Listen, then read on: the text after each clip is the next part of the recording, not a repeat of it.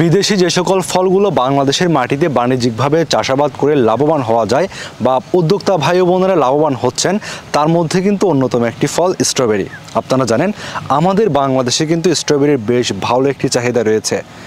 যারা স্ট্রবেরি চাষ করেন বেশিরভাগ উদ্যোক্তারাই কিন্তু লাভবান হয়েছেন বা লাভবান হচ্ছেন। তো আজকে আপনারা আমার হাতে দেখতে পাচ্ছেন স্ট্রবেরি, বেশ টসটসে স্ট্রবেরি বলতে হবে এগুলোকে। এগুলোর সাইজটাও বেশ ভালো একটি সাইজ এবং খেতেও বেশ সুমিষ্ট। স্ট্রবেরি তো আমাদের বাংলাদেশে বেশ কয়েকটি জাত চাষ করা হয়। তো আজকে আমার হাতে আপনারা যে টসটসি স্ট্রবেরিগুলো দেখতে পাচ্ছেন, এটি কোন জাতের স্ট্রবেরি এই বিষয়ে আমরা আজকে কথা বলবো আমার পাশে যে উদ্যোক্তা ভাই রয়েছেন ওনার সাথে। আপনারা আজকে জানতে পারবেন এটি কোন জাতের স্ট্রবেরি এবং এই স্ট্রবেরির জাতটি কিভাবে চাষ করেছেন, কি পরিমাণ জমির মধ্যে উনি চাষ করেছেন বা উনি কিভাবে উদ্যোক্তা হয়েছেন, এবং আপনারা যারা স্ট্রবেরি চাষ করতে চান বা স্ট্রবেরি চাষ করবেন কোন পদ্ধতিতে আপনারা স্ট্রবেরি চাষ করলে বাণিজ্যিকভাবে সফল হতে পারবেন, এই সমস্ত বিষয়গুলো নিয়ে সুস্পষ্ট বিস্তারিত একটি প্রতিবেদন দেওয়ার চেষ্টা করব। আসসালামু আলাইকুম ভাইয়া। ওয়ালাইকুম আসসালাম। কেমন আছেন আপনি? আলহামদুলিল্লাহ ভাই, ভালো আছি। আপনি কেমন আছেন? জি আলহামদুলিল্লাহ, আমিও ভালো আছি। আসলে আমাদের দেশের মাটিতে এমন ফলগুলো দেখলে কিন্তু মন ভালো থাকারই কথা। তো ভাই আমরা তো আজকে আপনাদের স্ট্রবেরির বেশ বড়সড় একটি প্রজেক্টে অবস্থান করছি। এই যাত্রী সম্পর্কে জানবো, আমাদের উদ্যোক্তা ভাই বোন এবং দর্শকদেরকে জানাবো। শুরুতে ভাই একটু আপনার পরিচয়টা আমরা একটু জানতে চাইবো। আমি সাকিব শাহরিয়ার রাফসান, আমি একজন স্টুডেন্ট, পাশাপাশি ক্ষুদ্র উদ্যোক্তা। আমি ঢাকা পলিটেকনিক ইনস্টিটিউট থেকে এবার ডিপ্লোমা কমপ্লিট করেছি ইলেকট্রিক্যালে। আচ্ছা, আর আপনাদের এটা কোন জেলা এবং ঠিকানাটা একটু বলবেন? আমরা জয়পুরহাট সদর উপজেলা, এটা জামালপুর ইউনিয়ন। আচ্ছা, আর আপনাদের গ্রাম? গ্রাম চান্দা। আপনি তো একজন শিক্ষার্থী বা স্টুডেন্ট বলা যায়। এটার পাশাপাশি আসলে কৃষিতে কিভাবে সম্পৃক্ত হলেন? আসলে কৃষিতে দেখা যাচ্ছে যে বর্তমান বাংলাদেশে যে চাকরির বাজার, এই চাকরির বাজারে আসলে চাকরি করে বেশি কিছু করা সম্ভব না। জি। তো সেই ক্ষেত্রে দেখা যাচ্ছে যে বাবা প্রথমে স্ট্রবেরি চাষ করতো, উনি তো অতটা শিক্ষিত না আসলে, তো গ্রামের মানুষ তো আসলে একটু সহজ সরল হয়। জি। তো উনি চাষ করতো, সেখান থেকে দেখা যাচ্ছে যে আমাদের ফলগুলো সহজলভ্যতে একদম বিক্রি হতো, বেশি দাম পেতাম না আমরা। আচ্ছা আচ্ছা। তারপর অনলাইন দেখলাম, আমি অনলাইনে দেখা যাচ্ছে যে এটা নিয়ে আমি কেরিয়ার গড়তে পারবো, আমার মনে হচ্ছিল এতটুকু। তারপর আমি 2018 থেকে আসলে অনলাইনে একটু ঘাটাঘাটি শুরু করি। তো আল্লাহর রহমতে 2024 এবং 25-এ এসে সফলতা অর্জন করতে পেরেছি আংশিক। আচ্ছা, আমার হাতে যে জাতের স্ট্রবেরিটি রয়েছে, এটি মূলত কোন জাতের স্ট্রবেরি? এটি থাইল্যান্ড জাতের স্ট্রবেরি। আচ্ছা, আমাদের বাংলাদেশে তো বিশেষ করে আমেরিকান ফেস্টিভ্যাল বা আর কয়েকটা জাত চাষ হয় বাণিজ্যিকভাবে। তো এটি আসলে আপনি কিভাবে চাষ শুরু করেছিলেন? আসলে এটি প্রথমে আমরা এক জায়গায় চাষ পদ্ধতি দেখেছিলাম, তো সেখানে দেখা যাচ্ছে যে অনেক ফলন হয়েছিল। তারপর আস্তে আস্তে সেখান থেকে আমাদের চারা সংগ্রহ করা হয়েছিল এবং আমরা 2 বছর পর চাষ করার পর দেখলাম যে আমেরিকান ফেস্টিভ্যালের চেয়ে এটা আসলে বহুগুণ লাভ করা যাচ্ছে, বা আমেরিকান ফেস্টিভ্যালের চেয়ে আপনার 1.5 গুণ বা 2 গুণ লাভ বেশি হচ্ছে। আর আমেরিকান ফলের সাইজ যেমন, তার চেয়ে এটার সাইজ মানে একটু ভালো বলতে যে আপনার কেজিতে দেখা যাচ্ছে যে 20 থেকে 25টাই কেজি হয়। আর এই ফলটাও আমেরিকান ফেস্টিভ্যালের থেকে অনেক আগাম আসে। আচ্ছা আচ্ছা। তো আমরা এটি এবার হারভেস্ট করা শুরু করেছিলাম আপনার 12ই জানুয়ারি থেকে। অন্য যে জাত অর্থাৎ আমেরিকান যে ফেস্টিভ্যাল যে জাতটি রয়েছে ওটার চেয়ে সাইজটা একটু বড় হয়। তো এটার আসলে আর কোনো বৈশিষ্ট্য আলাদাভাবে আছে কিনা যেটার জন্য আপনারা এত বড় বড় বাগান করেছেন?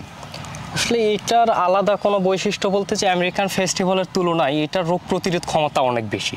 আচ্ছা, এতটুকু আমরা লক্ষ্য করেছি। আর আমেরিকান ফেস্টিভ্যালের যদি রানারের দিক থেকে আমরা বলি, তাহলে আমেরিকান ফেস্টিভ্যালের রানার ছাড়ে অনেক বেশি, অর্থাৎ একটা মাদার প্ল্যান্ট থেকে আপনার এমনিতে চারা অনেকগুলো হয়। আচ্ছা। কিন্তু এই থাইল্যান্ড যাতে এতগুলো করা সম্ভব না। আচ্ছা। থাইল্যান্ড যদি আমেরিকান ফেস্টিভ্যালে যদি দেখা যাচ্ছে যে আপনার একটা গাছ থেকে 20টা চারা আমি নিতে পারি, তাহলে থাইল্যান্ড থেকে দেখা যাচ্ছে যে 8টা অথবা 10টা চারা নিতে পারবো। আচ্ছা। কিন্তু এইটার একটা জিনিস খুব ভালো যে আপনার ফলের আকারটা অনেক বড় এবং রোগ প্রতিরোধ ক্ষমতার দিক দিয়ে যেই মানে এটার ফ্যাসিলিটিটা, এটা আমাদেরকে মুগ্ধ করেছে। আচ্ছা, আমরা তো দেখলাম আপনাদের এই জাতটার পাশাপাশি আমেরিকান ফেস্টিভ্যাল চাষ করেছেন। তো প্রত্যেকটা গাছে যদি আমরা একটু কম্পেয়ার করি, তুলনামূলক যদি করতে চাই, দেখলাম যে থাইল্যান্ড জাতের এর মধ্যে কি ফলন বেশি হয় নাকি? হ্যাঁ, অবশ্যই ফলন বেশি হয়, তার কারণ যে ফলের ওয়েট বেশি। এটা আমার আমেরিকান ফেস্টিভ্যাল যদি আমার কেজিতে ধরে সর্বনিম্ন 30টা, তাহলে এটা দেখা যাচ্ছে যে আমি 18 থেকে 22টার মধ্যে কেজি করতে পারবো প্রথম অবস্থায়। আচ্ছা, তো আপনি যেটা একটা বিষয় বললেন যে আপনার এটার আগাম আসে, অর্থাৎ আমেরিকান ফেস্টিভ্যালের চেয়ে আগাম আসে। তো সেক্ষেত্রে আসলে আগাম আসার ক্ষেত্রে আপনারা কি ধরনের বাড়তি সুবিধা পেয়েছেন? আসলে আগাম আসার ফলে যে আমাদের বাড়তি সুবিধা এটা হচ্ছে যে প্রথম দিকে সবসময় বাজার চড়া থাকে, যেমন আমরা 1600 টাকা কেজি থেকে বাজার পেয়েছি। 1600 টাকা? 1600 টাকা কেজি। দর্শক ভাবতে পাচ্ছেন 1600 টাকা স্ট্রবেরি কেজি ছিল? হ্যাঁ, 1600 টাকা থেকে আমরা হারভেস্ট করা শুরু করেছি আলহামদুলিল্লাহ। আলহামদুলিল্লাহ, তাহলে বেশ ভালো দাম পেয়েছেন বলা যায়। হ্যাঁ। আচ্ছা, তাহলে হচ্ছে আপনারা এই থাইল্যান্ড জাতের স্ট্রবেরি চাষ করে আগাম যেহেতু চাষ বাজারে তুলতে পারতেছেন, দামটাও ভালো থাকতেছে। আচ্ছা, এখন যেটা বলেন যে রোগ প্রতিরোধের একটা বিষয়, যেহেতু স্ট্রবেরি আমাদের বাংলাদেশে বেশ কয়েকটা গণমাধ্যমে দেখলাম স্ট্রবেরি চাষ করে কিন্তু অনেকেই ক্ষতিগ্রস্ত হয়েছেন। তো এই ক্ষেত্রে আসলে এই জাতটা রোগ প্রতিরোধী কিভাবে আপনারা পরিচর্যা করলে রোগ প্রতিরোধটা সঠিকভাবে থাকে? আসলেই দেখেন, সব কিছুতে একটা অভিজ্ঞতার প্রয়োজন আছে। আমি মনে করি যে আপনি যদি অভিজ্ঞতা অর্জন না করে অথবা কোনো অভিজ্ঞ কৃষকের পরামর্শ না নিয়ে আপনি যদি একটা প্রজেক্ট করতে যান, তাহলে দেখা যাবে যে একজন ওই অভিজ্ঞ কৃষকের মতো সফলতা আপনি অর্জন করতে পারবেন না। যেহেতু আমার বাবা এটার সাথে একটা দীর্ঘ সময় ধরে অ্যাক্টিভ, সেহেতু আমাদের মোটামুটি একটা এক্সপেরিয়েন্স হয়েছে, এবং বাবার দেখেই আমিও ঢাকা থেকে পড়াশোনা করে এসে স্ট্রবেরিতে সম্পৃক্ত হয়েছি এবং মোটামুটি সফলতাও পাচ্ছি আলহামদুলিল্লাহ। আচ্ছা, এখন তাহলে এটার পরিচর্যাটা কিভাবে আপনারা করছিলেন? আসলে এটার পরিচর্যার ক্ষেত্রে আপনাকে বুঝতে হবে যে কখন কোন পরিচর্যাটা করতে হবে। আচ্ছা, যেমন দেখা যাচ্ছে যে স্ট্রবেরি গাছে যখন পাতাগুলো বেশি হয়ে যায়, তখন পাতাগুলো আমাকে ছেটে দিতে হবে। অতিরিক্ত পাতা, হ্যাঁ। আমি একটু দেখাই, তাহলে আপনারা খেয়াল করেন যে গাছে কিন্তু ফুল আছে, এটাতে কিন্তু গাছে কিন্তু ফুল আছে। যখন দেখা যাচ্ছে যে ফুল আসছে, সেই মুহূর্তে যদি গাছে এরকম পাতা ঝাপ ধরে থাকে, তাহলে আপনি যখন কোনো ওষুধ অ্যাপ্লাই করবেন তখন কিন্তু ফুল ফলটা পাচ্ছে না। আমি যদি এইটাই দেখাই, তাহলে কিন্তু এটা যদি আমি ছেড়ে দেই, ফলটা কিন্তু একদম পাতার মধ্যে ঢেকে যাচ্ছে। আমি যখন ওষুধ দিচ্ছি, ওষুধ কিন্তু পাচ্ছে না। তো সেক্ষেত্রে আমাকে এই ফলটা বের করে দেওয়ার জন্য কি করতে হবে? বাড়তি যে অতিরিক্ত পাতাগুলো আছে, এইগুলো আমাকে ছেটে ফেলে দিতে হবে। এক্ষেত্রে আমার ফলে ওষুধ পাওয়ার ফলে দেখা যাচ্ছে যে ফলের গ্রোথটাও ঠিক মতো হচ্ছে, পোকামাকড় থেকে মুক্তি থাকছে। এখন কিন্তু আমি যদি ওষুধ দিই, তাহলে দেখা যাচ্ছে সব জায়গায় ওষুধ পাচ্ছে। আচ্ছা আচ্ছা আচ্ছা, এখন আরেকটা বিষয় হচ্ছে সেচের যে বিষয়টা, এখন সেচের পরিমাণটা কেমন দিতে হয়? আচ্ছা, এই থাইল্যান্ড জাতের আমেরিকান ফেস্টিভ্যাল জাতের মধ্যে যদি পার্থক্য করি, তাহলে আমেরিকান ফেস্টিভ্যালে আপনার মোটামুটি পর্যাপ্ত পরিমাণ পানি দেওয়া যায়, কিন্তু থাইল্যান্ড জাতে এতটা দেওয়া যায় না। একদম আপনি তল গড়ে পানি দিতে হয়, অর্থাৎ একদম নালার তলা গড়ানি পানি দিতে হবে। আচ্ছা, ফল যখন আসবে তখন তো অবশ্যই পানি এমনভাবে দিতে হবে যেন ফলে না পায়। আচ্ছা, সেক্ষেত্রে ফলের টেম্পারটা একদম কমে যাবে। আর একটা কথা এই জায়গায় বলে রাখি যে আমেরিকান ফেস্টিভ্যালের চেয়ে থাইল্যান্ড জাতের ফলের একটু টেম্পার কম। আচ্ছা, অর্থাৎ এই ফলটার গা কিছুটা নরম হয়ে যায়। আচ্ছা, পাকার পরে মানে অতিরিক্ত গরম হলে, আর হচ্ছে মাটি থেকে যখন গ্যাস ওঠা শুরু করে, তখন এই ফলটার নিচের দিকে একটু পচার সম্ভাবনা থাকে। এখন আমাকে সেই সিস্টেমটা দেখেই হারভেস্ট করতে হবে। আচ্ছা, তাহলে এখানে যেটি বিষয়টি আপনি বলছেন সেটা হচ্ছে পানি দেওয়ার ক্ষেত্রে, অর্থাৎ সেচ দেওয়ার ক্ষেত্রে ফলে যেন পানি না ছুঁই, ওইভাবে পানি ব্যবহার করতে হবে এবং সাবধানতা অবলম্বন করে আমাদেরকে পানি দিতে হবে। দেখা যাচ্ছে আমার যেই জায়গায় 4 বার পানি দেওয়ার প্রয়োজন, আমি সেই জায়গায় 6 বার দিব। তাহলে আশা করছি রোগবালাই আসার কোনো সম্ভাবনা থাকবে না? আচ্ছা, এটাতে কোনো স্প্রে, কোনো কীটনাশক ব্যবহার করতে হয় কিনা? হ্যাঁ, অবশ্যই। আপনি স্ট্রবেরি যখন চাষ করবেন, তখন কোনো কীটনাশক অথবা কোনো জৈব সার, রাসায়নিক সার, দুইটাই আপনাকে ব্যবহার করতে হবে। আচ্ছা, যারা অভিজ্ঞ কৃষক বা যে যতই বলুক যে আসলে অর্গানিকভাবে স্ট্রবেরি চাষ হয়, এটা আপনি একমাত্র ছাদ বাগানেই করতে পারবেন। আর ছাদ বাগানের জন্য আপনাকে পোকার জন্য অথবা ছত্রাকের জন্য অবশ্যই মেডিসিন অ্যাপ্লাই করতে হবে। আমরা যেটা দেখলাম, আপনাদের তো খণ্ড খণ্ড করে বেশ কয়েকটা প্রজেক্ট রয়েছে স্ট্রবেরির, তো সেখানে থাইল্যান্ড জাতের প্রজেক্ট কত শতাংশের মধ্যে চাষ করেছেন? আমাদের থাইল্যান্ড জাত মোটামুটি আপনার 25% মতো চাষ করা হয়েছে। আচ্ছা, এমনি টোটাল স্ট্রবেরি চাষ করেছেন কত শতাংশ? প্রায় 1 একর। ভাই, আপনারা যে স্ট্রবেরিগুলো চাষ করছেন, চাষ করার ক্ষেত্রে প্রতি বিঘায় কতগুলো চারা প্রয়োজন হয়? আমাদের প্রতি বিঘায় এই থাইল্যান্ড জাতটি হচ্ছে আপনার 4800 থেকে 5000 প্রয়োজন হয়। আচ্ছা, তো সেক্ষেত্রে আপনারা চারা রোপণের ক্ষেত্রে চারা থেকে চারার দূরত্ব বা সারি থেকে সারির দূরত্ব কিভাবে নির্ধারণ করেন? আচ্ছা, চারা থেকে চারার দূরত্ব যেটা আমরা যদি এই দীর্ঘ দিই, তাহলে হচ্ছে আপনার যে 1 ফিট দূরত্ব দিতে হবে, মানে একটা চারা থেকে আরেকটা। হ্যাঁ, এটা সিঙ্গেল বেডের ক্ষেত্রে। আর যদি আমরা ডাবল বেড করি, তাহলে দেখা যাচ্ছে যে প্রস্থে আমাদেরকে 2.5 ফিট বেড করতে হবে।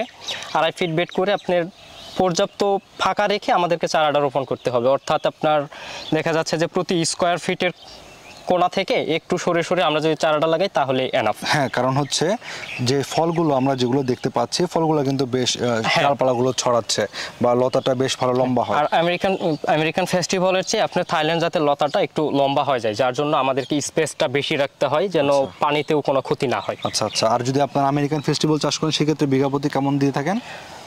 তো 5,000 থেকে 5200, সেক্ষেত্রে এতটুকুই দেওয়া যায়। হ্যাঁ, হয়তো বা 200 গাছ বেশি আপনি রোপণ করতে পারবেন। আচ্ছা, এখন যদি কেউ 1 বিঘা জমি এই থাইল্যান্ড জাতের স্ট্রবেরি চাষ করতে চায় সেক্ষেত্রে আনুমানিক কেমন খরচ এখান থেকে আসতে পারে? আচ্ছা, এই জায়গায় একটা কথা বলে রাখি যে আপনি যদি নিজে চারা উৎপাদন করেন, অর্থাৎ মাতৃ গাছ থেকে যদি আপনি চারা উৎপাদন করেন সেক্ষেত্রে আপনার 80 থেকে 85 হাজারের মতো খরচ হতে পারে। এবং আপনি যদি চারা ক্রয় করে প্রথম অবস্থায় যদি আপনি 1 বিঘা মাটিতে রোপণ করেন তাহলে আপনার 1,20,000 থেকে 30,000 টাকার মতো খরচ হতে পারে। আচ্ছা, এখানে হচ্ছে বাড়তি লাগতেছে হচ্ছে চারার দাম। হ্যাঁ, বাড়তি লাগতেছে শুধু চারার দাম। আর এখানে আমরা উপরে দেখতে পাচ্ছি যে নেট দেওয়া আছে, এটা তো মূলত পাখি থেকে বাঁচার জন্য। আচ্ছা, তাহলে নেটের খরচ সবকিছু মিলিয়ে আনুমানিক ওই খরচটাই আসবে না আবার বাড়বে? হ্যাঁ, এইরকম খরচই আসবে। আচ্ছা, আর এই হয়তো বা 2-4-5 হাজার টাকা এড হতে পারে। আচ্ছা এমন। আচ্ছা, এখন যদি আমরা এটার যে বিক্রয় লক্ষ্যমাত্রা যদি নির্ধারণ করতে চাই, 1 বিঘা জমিতে গাছ হচ্ছে 5,000 গাছ। হ্যাঁ। তো সেই জমিতে গাছ প্রতি কেমন ফলন পাওয়া যেতে পারে? 1 কেজি থেকে 1.5 কেজি। মানে এই যে সাইজের স্ট্রবেরি গুলো 1 কেজি থেকে 1.5 কেজি ফল পাওয়া যাবে প্রতিটা গাছ থেকে। আচ্ছা, তাহলে সেক্ষেত্রে বিঘা প্রতি কেমন ফলন আশা করতেছেন? যদি 5,000 গাছ হয় তাহলে দেখা যাচ্ছে 5,000 কেজি আমার হারভেস্ট হচ্ছে। আচ্ছা, তাহলে এখানে এখন আপনারা গড় দাম যদি হিসেব করেন কেমন বিক্রি করতে গড় পারবেন? দাম যদি হিসেব করি তাহলে 250 থেকে 300 টাকা তো অবশ্যই থাকবে। আচ্ছা, তাহলে এখন কেমন বিক্রয় লক্ষ্যমাত্রা আসতে পারে? এখন বিক্রয় লক্ষণ যদি আমি 250 থেকে 300 টাকা কেজি বিক্রি করে থাকি এবং আমার 5,000 কেজি যদি ফল হারভেস্ট করি তাহলে এখন আপনারা একটু হিসাব করে নেন যে আসলে কি রকম টাকা আমার আয় ব্যয় হতে পারে। আচ্ছা, আসলে এই জাতটা কিন্তু অন্যান্য জাতের চেয়ে বেশি লাভজনক বলে আমি মনে করছি, কেননা এই জাতে কিন্তু বেশ ভালো ফলন আসছে এবং বিঘা প্রতি কিন্তু বেশ ভালো একটি ফলন আপনারা এখান থেকে বিক্রি করতে পারছেন। আচ্ছা, এখন অনেকে বলতে পারে যে ভাই এটা তো আপনারা আসলে আমরা অনেক কিছু জানলাম, এটার মিষ্টতা বা এটার স্বাদ কেমন পেয়েছেন আপনারা? এটা আমেরিকান ফেস্টিভ্যাল হচ্ছে অবশ্যই বেটার আমি বলবো। আচ্ছা, ওই জাত তার কারণ আমার কাছে যত কাস্টমার এসেছে আমার প্রজেক্টে, আচ্ছা, আমি সবাইকে এই থাইল্যান্ড জাতের ফলটাই দিয়েছি, আমেরিকান ফেস্টিভ্যাল জাতের ফল দিইনি। হয়তো বা তাদেরকে এমনিতে ট্রায়াল দেওয়ার জন্য দিয়েছি। আর এটার মিষ্টতা আমেরিকান ফেস্টিভ্যাল হচ্ছে অনেক বেশি। আচ্ছা, আমি যদি আপনাদেরকে একটু খেয়ে দেখাই, বিসমিল্লাহ। বেশ ভালো মিষ্টতা রয়েছে। যদি আমরা আমেরিকান ফেস্টিভ্যাল যাদের সাথে হিসেব করি বা কম্পেয়ার করি তাহলে যাচ্ছি বেশ ভালো পরিমাণে মিষ্টতা রয়েছে এটার। আর যেহেতু এটার মধ্যে মাংসের পরিমাণ বেশি রয়েছে না, হ্যাঁ অবশ্যই, সেক্ষেত্রে কিন্তু এটা খেতেও কিন্তু বেশ সুস্বাদু লাগছে এটা। আমরা তো আসলে অনেক কিছু জানলাম বা অনেক গল্প করলাম, আমাদের উদ্যোক্তা ভাইরা বলতে পারেন যে ভাই অনেক গল্প তো করলেন, হ্যাঁ অবশ্যই। ফল তো দেখালেন না গাছের, তো একটু ভাই আমাদেরকে ফলগুলো একটু দেখাবেন। আচ্ছা, দেখেন আজকে তো আমরা এই জমিতে হারভেস্ট করেছি, সকালে হারভেস্ট করেছি, তারপরও ফল কি পরিমাণ আছে এগুলো কিন্তু আগামীকাল হারভেস্ট করব আবার। আচ্ছা, এখন এইখানে হচ্ছে আমরা যে জমির মধ্যে রয়েছি বা আপনাদের থাইল্যান্ড জাতটা চাষ করেছেন 25%। হ্যাঁ। আচ্ছা, তাহলে এখানে কিন্তু আজকে কিন্তু হারভেস্ট করা হয়েছে, দেখে বোঝা যাচ্ছে কিন্তু এখানে পরিপক্ক ফল কিন্তু আজকে কম রয়েছে আর কি। তো এইখান থেকে আপনারা এখন 25% কেমন আপনারা এখান থেকে হারভেস্ট করেছেন? আসলে 25% প্রতিদিন এভারেজ আপনার 55 থেকে 60 কেজি হারভেস্ট করছি এখন। এটা হচ্ছে 25% হ্যাঁ, থেকে এভরিডে। তো এটা কতদিন যাবত আপনাদের এটা সংগ্রহ চলবে? আসলে দেখেন আমরা জানুয়ারি 12 তারিখ থেকে হারভেস্ট করা শুরু করেছি, আশা করছি এপ্রিলের 20 তারিখ পর্যন্ত আমরা আংশিকভাবে হারভেস্ট করব ইনশাআল্লাহ। আচ্ছা, এটা কিন্তু শুরুও হয় একদম আগাম এবং লাস্ট পর্যন্তও যায়। হ্যাঁ, লাস্ট পর্যন্তও যায়। আচ্ছা, গাছের টেম্পার বেশি আসলে। আচ্ছা, গাছের রোগ প্রতিরোধ ক্ষমতা বেশি হওয়ার কারণে গাছের আয়ুকালটা বেশি হয় এইটা। আমি আবারও একটু আপনাদের যদি বলি বা আপনাদেরকে একটু দেখাই, আপনারা এই গাছটিও যদি দেখাই, দেখুন কি পরিমাণ ফল কিন্তু এখনো গাছের মধ্যে ধরে আছে, আবার কিন্তু ফুলও আছে চারপাশে, অর্থাৎ চারপাশে কিন্তু প্রচুর পরিমাণে কিন্তু ফল ধরে আছে। এটা না শুধুমাত্র এখানে দেখুন এটার মধ্যে কিন্তু ফল রয়েছে, আবার যদি ওই পাশে দেখতে পাচ্ছেন এখানেও দেখুন কি পরিমাণ কিন্তু ফল আছে। আমরা যদি আরেকটু আপনাদেরকে এখানে দেখাই, একটু কাছে ক্যামেরাটা একটু কাছে নিয়ে আসবেন, দর্শক একটু দেখাবেন। এখানে দেখুন আসলে গুনলে কিন্তু অনেক টাইম লাগবে, দেখতে পাচ্ছেন। আমি যদি আপনাদের একটু দেখাই, দেখুন এখানে কি পরিমাণ কিন্তু ফল ধরে আছে একটা গাছের মধ্যে। এখানে কি একটা গাছ নাকি কয়েকটা রোপণ করেছেন ভাইয়া? না, এখানে একটা গাছই। আচ্ছা, একটা গাছ দেখতে পাচ্ছেন কি পরিমাণ, একটা গাছের মধ্যে কিন্তু ফল ধরে আছে। কিন্তু এই শুধুমাত্র এখানে একটাই না, এখানে কিন্তু যতগুলো গাছ রয়েছে সবগুলো গাছের মধ্যে কিন্তু একই পরিমাণের ফল রয়েছে। আরেকটা বিষয় সেটা বলবো যে এগুলোর যে গ্রেড গ্রেড হিসেব যদি করেও বলি, এগুলো কিন্তু দেখতে পাচ্ছেন খুবই প্রিমিয়াম কোয়ালিটির বলা যায়। সুপার শপ বলেন বা যেখানে হচ্ছে প্রিমিয়াম কোয়ালিটির ফল বিক্রি করে তাদের জন্য কিন্তু বেশ আদর্শ। এই জাতটি তো আপনারা অনেক বছর যাবত চাষ করছেন, তো এখন এটার আসলে চাহিদাটা কেমন পাচ্ছেন? এটা চাহিদা বলতে আমি যদি বলি তাহলে আমার আগামী বছরের জন্য অর্থাৎ 2026 সালের জন্য এখনই প্রি অর্ডার আসছে আলহামদুলিল্লাহ, এবং কয়েক জায়গায় বুকিং নেওয়া হয়েছে। আপনারা এই যে থাইল্যান্ড জাতটি রয়েছে এটি আসলে যারা নিজেরা সংগ্রহ করবেন কবে, এবং যারা চাষ করতে চাইবে তাদের জন্য সরবরাহ করবেন কোন মাস থেকে? আসলে আমরা এটা হচ্ছে আপনার এপ্রিলের 20 তারিখ থেকে মে মাস পুরাটাই আমরা চারা সংগ্রহ করব, এবং সেপ্টেম্বর থেকে আমরা মাতৃগাছ সেল দেওয়া শুরু করব। আচ্ছা। আর এই থাইল্যান্ড জাতটি আপনার বাণিজ্যিকভাবে যখন আপনি ফল হারভেস্টের উদ্দেশ্য করে রোপণ করবেন তখন নভেম্বরের 15 পর আর না লাগানো উচিত বলে আমি মনে করি, যেহেতু এটি একটি আগাম জাত। হ্যাঁ। আচ্ছা, আর যদি কেউ মাতৃ গাছ বা মাদার গাছের জন্য চাষ করবে সেক্ষেত্রে? তাহলে সেক্ষেত্রে তাকে সেপ্টেম্বরে নিতে হবে। যদি কেউ মাদারের জন্য নেয় সেক্ষেত্রে হচ্ছে সেপ্টেম্বর মাস। আর যদি কেউ বাণিজ্যিক ফলের জন্য চাষ করে তাহলে তাকে নভেম্বরের 15 আগেই চারা রোপণ শেষ করতে হবে। আচ্ছা, তাহলে আশা করছি সে আগাম জাতের যে ফল সেটা সংগ্রহ করতে পারবে ইনশাআল্লাহ। ভাই, আজকে তো আমরা নতুন একটি জাত সম্পর্কে জানলাম, স্ট্রবেরির। বেশ লাভজনক বলা যায় এই জাতটি। তো অনেকে তো আসলে স্ট্রবেরি চাষ করতে চায় যেহেতু লাভজনক, তো তাদের জন্য আপনি কি পরামর্শ দিবেন, বা নতুন উদ্যোক্তাদের এই নতুন জাতটি চাষ করা কতটুকু লাভজনক বলে আপনি মনে করছেন? না, আমি মনে করি যে আসলে কেউ স্ট্রবেরি নিয়ে কাজ করলে তাকে এই থাইল্যান্ড জাতটা নিয়ে কাজ করা উচিত। তারপর আমেরিকান ফেস্টিভ্যাল আপনাকে হতাশ করলেও থাইল্যান্ড জাতটি হতাশ করবে না, তার কারণ যে এটা যদি খুব অল্প পরিমাণেও ধরে গাছে তারপরে কিন্তু এইটার ওজন দিয়ে আপনাকে ব্যাকআপ দিতে পারে আমি যতদূর মনে করি। আর থাইল্যান্ড জাতের মধ্যে অতটা তারতম্য নেই, কিন্তু আমেরিকান ফেস্টিভ্যালের মধ্যে অনেক তারতম্য রয়েছে। যেমন দেখা যাচ্ছে যে আপনি একই জাত লাগাচ্ছেন অথচ ফলনের দিক দিয়ে আপনি তারতম্য দেখতে পাচ্ছেন। মানে ফলন কি বড় ছোট হয়ে যায়? হ্যাঁ, ফলন বড় ছোট হয়ে যায়। আবার দেখা যাচ্ছে অনেক গাছ আছে যেটাতে ফলনই হয় না একদম। না, আমি মনে করি যে আপনাকে একবার এই জাতটি চাষ করে দেখা উচিত, কম্বিনেশন করা উচিত যে আসলে আপনি থাইল্যান্ড জাত চাষ করবেন নাকি আমেরিকান ফেস্টিভ্যাল চাষ করবেন। আচ্ছা, এই জিনিসটা দেখা উচিত, পরীক্ষামূলক দেখা উচিত। আচ্ছা, তাহলে এখন এটা চাষ করে যারা উদ্যোক্তা ভাই ও বন্ধুরা রয়েছেন তারা পরীক্ষামূলক চাষ করে ভালো মনে করলে আমার মনে হয় আপনারা বাণিজ্যিকভাবে বড় আকারে চাষ করতে পারবেন।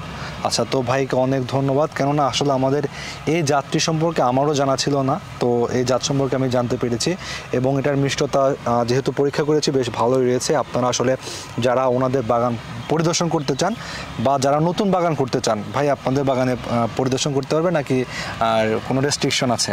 না, অবশ্যই যে কেউ আসতে পারবে আমাদের বাগানে। ইভেন আপনি যদি এক নতুন উদ্যোক্তা হতে চান, আপনি আমার কাছ থেকে চারা নিতে হবে না আপনাকে। ভাই, আপনার যে কোনো পরামর্শ প্রয়োজন, ভাই আমি এই সমস্যার সম্মুখীন হচ্ছি, আমাদের হোয়াটসঅ্যাপ আছে, আমাদের হটলাইন নাম্বার আছে, আমাদের ফেসবুক পেজ আছে। আচ্ছা, পেজের নামটা একটু মেনশন করে দিন। আমাদের পেজের নাম আপডেট কৃষি ও পরামর্শ আরহাম এগ্রো।